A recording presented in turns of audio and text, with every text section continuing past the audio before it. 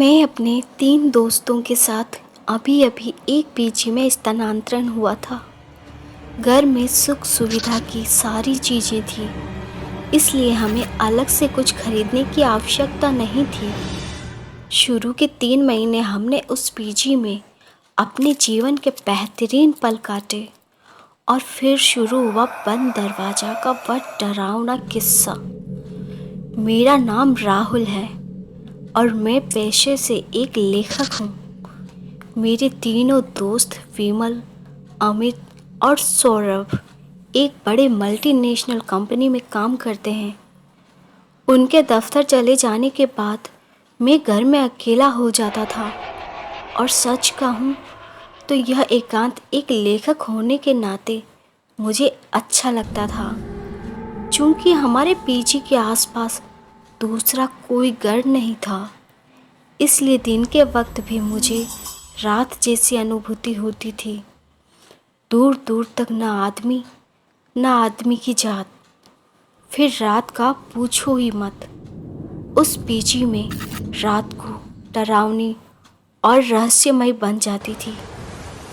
हम 4 दोस्तों के शोर शराबे के बावजूद भी वह भयानक शांति हमेशा जीत जाती थी। खैर, इन सब के होने पर भी मुझे वह पीजी काफ़ी पसंद था, क्योंकि इतनी शांति में मैं बिना किसी खलल के अपनी कहानियों के बारे में सोच सकता था और लिख सकता था। मगर एक और बात थी जिसे मैं शुरू में नज़रअंदाज करता हुआ आया था, मगर धीरे धीरे उस चीज़ ने मेरे दिमाग में अपनी उपस्थिति दर्ज करवा दी। बात यह थी कि मेरे दोस्तों के दफ्तर चले जाने के बाद मैं अकेला हो जाया करता था। जब मैं अपना काम कर रहा होता था, तब मुझे रह कर दरवाजे पर दस्तक देने की आवाज़ें सुनाई देती। कई बार मैं उन आवाज़ों को सुनकर घर का मुख्य दरवाज़ा खोलने चला जाया करता था, परंतु मुझे बाहर कोई नज़र नहीं आता। किस्मत से एक रोज़ मैं दिन के वक्त ड्राइंग रूम में बैठा था, जब मुझे दरवाजे पर दस्तक देने की आवाज़ सुनाई दी। मैंने ठीक सुना था। यह आवाज़ मुख्य दरवाजे से नहीं, बल्कि घर के भीतर से ही आई थी। वह भी उस दरवाजे से जो हमेशा से बंद रहता था। मैं कुछ समझ नहीं पा रहा था। आखिर बंद दरवाजे के पीछे से कैसे आवाज़ आ सकती थी? हम जब से उस पीजी में गए थे, तब से ही उस दरवाजे में ताला लगा हुआ था। खैर, उस वक्त मैं बंद दरवाजे के बेहद करीब खड़ा था, जब फिर से दस्तक हुई और इस बार धड़ाम धड़ाम की 2 जोरदार आवाज़ें आई और मैं डर से पीछे गिर पड़ा। आखिर अंदर कौन हो सकता था? मैंने वहीं लेटकर दरवाजे के नीचे मौजूद खाली जगह से अंदर देखने का प्रयास किया और फिर दहशत में रोम रोम घर कर गया। मुझे अंदर किसी के पैर नजर आए। कोई नंगे पांव दरवाजे के पास घूम रहा था। फिर अगले ही पल वह ओझल हो गया। मैं डर के मारे अपने कमरे की ओर भागा और दरवाज़ा बंद कर बिस्तर पर लेट गया। शाम को जब मेरे सभी दोस्त दफ्तर से घर लौटे, तब जाकर मेरी जान में जान आई। मैं उन्हें यह सारी बात बताने वाला था, मगर गपशप में मैं उन्हें बताना भूल गया। अगली सुबह मैं कुछ देर तक सोया रहा। तब तक मेरे दोस्त दफ्तर जा चुके थे। जब मैं सोकर उठा, उसी पल दरवाजे के पीछे से आवाज़ आई। मेरी पहली प्रतिक्रिया यह हुई कि मैं चुपचाप उस आवाज़ को नज़रअंदाज करके अपने काम में जुट जाऊं, मगर ऐसा करना इतना आसान नहीं था। मेरी व्यर्थ की जिज्ञासा मुझे उस ओर खींच ले गई। धड़ाम धड़ाम की आवाज़ें आई। मैं भय में डूबा हुआ दरवाजे के नीचे से कमरे में देखने के लिए झुका। मुझे पुनः 2 नंगे पांव कमरे में घूमते नजर आए। कौन है? मैंने आवाज़ लगाई और उसी पल वह दोनों पैर गायब हो गए। अब तक मेरी समझ में आ गया था कि अंदर कोई इंसान नहीं बल्कि भूत प्रेत जैसी कोई चीज़ थी। शाम को जब मेरे दोस्त दफ्तर से लौटे तब मैंने उन्हें सारी बातें बताई। मेरी बात सुनकर विमल ने कहा कि मैं व्यर्थ में चिंता कर रहा हूँ। उसने कहा कि ज़रूर कोई खिड़की से अंदर घुस आया होगा और शरारत कर रहा होगा, मगर मुझे उसकी बात सही नहीं लगी। जब वे तीनों मुझे समझाने में विफल रहे तब उन्होंने कमरे के अंदर जाकर देखने का फैसला किया।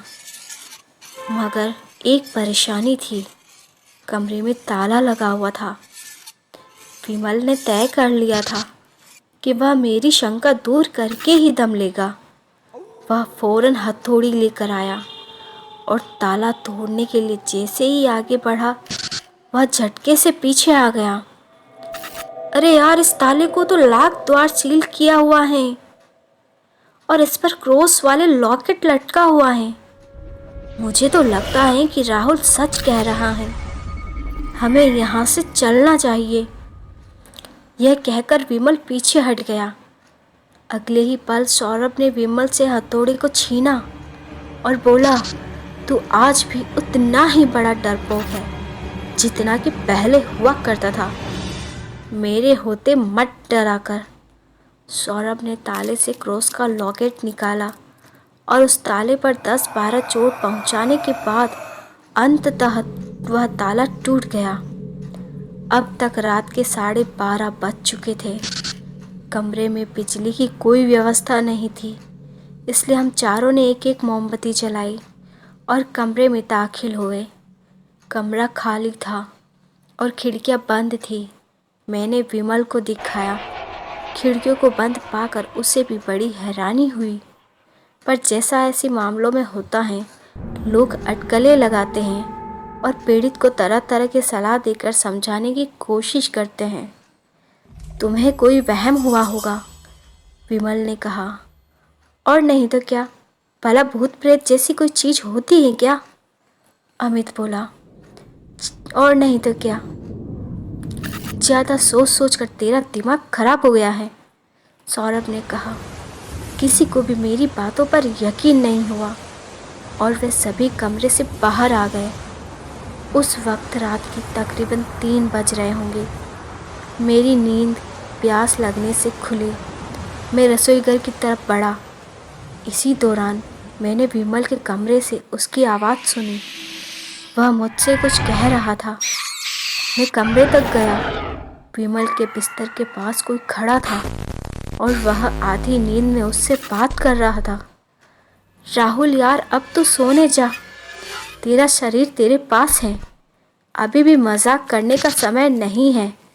जाकर सो जा और मुझे भी सोने दे, मुझे कल दफ्तर भी जाना है, उसने कहा। पर मैं तो दरवाजे के पास खड़ा था। दूसरी तरफ सौरभ और अमित भी अपने कमरे में सो रहे थे। फिर वह व्यक्ति कौन था जो विमल के बिस्तर के पास खड़ा था और जिसे वह राहुल कहकर संबोधित कर रहा था? मैं चुपचाप कमरे में गया और उस अजनबी के पास पहुंचा। उसे अब तक मेरी मौजूदगी का आभास भी नहीं हुआ था। मैंने पीछे से उसे पकड़ना चाहा, मगर मेरे छूते ही वह बिल्कुल ही सहजता के साथ वहाँ से गायब हो गया। उसने एक बार पीछे मुड़कर मुझे देखना भी नहीं चाहा। मैं जोर से चिल्लाया और विमल ने फौरन कमरे की बत्ती जला दी। राहुल यार, क्या कर रहा है? वह गुस्से में बोला। कल मुझे दफ्तर जाना है और तेरी वजह से मैं सो भी नहीं पा रहा। इतनी देर से सौरभ अमित भी वहां आ पहुंचे। क्या हुआ? कौन चीख रहा था? अमित ने पूछा। राहुल, और कौन? विमल गुस्से में बोला। कहता है उसका शरीर खो गया है, पिछले आधे घंटे से परेशान कर रहा है। शरीर खो गया है? सौरभ चौंक कर हैरानी से बोला। अभी तुम जिससे बात कर रहे थे वो मैं नहीं बल्कि कोई और था। क्या बोल रहा है तू? अभी अभी तो तू कह रहा था कि तेरा शरीर नहीं मिल रहा, विमल बोला। अभी थोड़ी देर पहले तुम जिससे बात कर रहे थे वो मैं नहीं बल्कि कोई और था। मैंने फिर से कहा, मैं तो पानी पीने किचन में जा रहा था जब मैंने तुम्हारी आवाज़ सुनी और यहाँ आ गया। तुम मुझसे मुझे यानी राहुल समझकर बात कर रहे थे।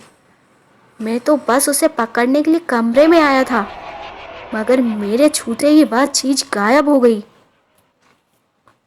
सभी यह सुनकर हक्के बक्के रह गए। अब उस वक्त उनके चेहरे के भाव देखकर यह बता पाना मुश्किल था कि उन्हें मेरी बातों पर यकीन था या नहीं, पर जो भी है मेरा यकीन मानिए, उन तीनों को डर तो अवश्य ही लग रहा था। तभी रात के उस गहरे सन्नाटे में धड़ाम धड़ाम धड़ाम की 3 आवाज़ें आईं। सौरभ को ऐसा झटका लगा कि वह कूदकर बिस्तर पर जा चढ़ा। अभी किसी ने अंदाज़ा नहीं लगाया था, मगर मैं जानता था कि यह आवाज़ उसी बंद दरवाजे के पीछे से आई थी। अब बोलो, क्या कहना है? मैं डर और उत्साह के मिले जुले भाव से बोला, बोलना क्या है, हम अभी चलकर देख लेते हैं। उसे अब भी मेरी बातों पर भरोसा नहीं था। फिर क्या था, हम उस कमरे के पास पहुँचे जो हमेशा से बंद रहता था। धड़ाम धड़ाम यह आवाज़ पुनः आई, जिसे सुनकर सौरभ और अमित के चेहरे का रंग फीका पड़ गया। फिर आहिस्ते से दरवाजे की कुंडी अपने आप उठी और बाईं तरफ खिसकने लगी। इसके बाद झरमराती हुई आवाज़ में वह बंद दरवाज़ा खुला। दरवाज़ा खोलते ही एक छोटी सी सीढ़ी दिखाई दी। हम चारों ने एक दूसरे की हिम्मत बढ़ाई और उस सीढ़ी से बारी बारी उतरने लगे। वह सीढ़ी जहाँ ख़त्म हुई वहाँ बहुत ही ज़्यादा बदबू आ रही थी, मानो जैसे वर्षों से बंद पड़ा हो। ध्यान से देखने से पता लगा कि यह तो बहुत पुराना एक तहखाना है, जिसका हमारे हाथों जीर्णोद्धार हुआ है। अचानक मौसम में परिवर्तन हुआ और मई के इस गर्म महीने में ठंड का एहसास होने लगा। अभी हम सोच ही रहे थे कि आगे क्या करना है, तभी एक हवा का तेज झोंका आया और मोमबत्ती बुझ गई। अरे, मोमबत्ती कैसे बुझी? यहाँ तो कोई आसपास खिड़की भी नहीं है। बुझी मोमबत्ती लिए सौरभ ने कहा। उसकी इस बात को सुनते ही अमित बोला, देख सौरभ, मुझे पता है यह तेरी ही हरकत है। तू विमल को डराने के लिए ये सब कर रहा है ना? अरे मेरा विश्वास करो, मैंने यह नहीं किया है। मैं तो खुद मामले की तह तक जाना चाहता हूँ कि क्या राहुल सच कह रहा है या उसे कोई वहम हुआ है। तभी माचिस की तीली की जलने की आवाज़ आई और मोमबत्ती जल उठी और विमल के कंधे पर हाथ रखते हुए साथ ही यह आवाज़ आई, यह मोमबत्ती मैंने बुझाई थी। इस आवाज़ को सुनते ही हम चारों ने एक साथ देखा तो सहम कर रह गए। फिर हमारी आंखों के सामने जो दृश्य आया उससे हमारे रोंगटे खड़े हो गए। अंदर एक नौजवान लड़का खड़ा था। सच बोलूं तो वह एक नौजवान लड़के की आत्मा थी। वह हमारे करीब आकर बोला, मुझे मेरा शरीर नहीं मिल रहा, शायद किसी ने चुरा लिया है। क्या तुम चारों से कोई एक मुझे अपना शरीर देना चाहेगा? यह सुनकर तो हमारे पैरों के नीचे से जमीन खिसक गई और हम चारों वहाँ से ऐसे भागे कि फिर कभी उस पीजी में लौट के जाने की हिम्मत नहीं हुई। अगर यह कोई भूत वाली फिल्म होती ना, तब हम अवश्य उस भूत से लड़कर उसे मार भगाते, मगर यह असल जिंदगी है।